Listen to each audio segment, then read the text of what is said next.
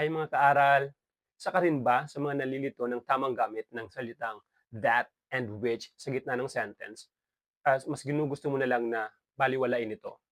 Maraming mga naniniwalang hindi na importante ang pag-observe ng difference ng gamit ng that and which. Subalit may mga pagkakataong maaari itong mag-cause ng confusion or misunderstanding.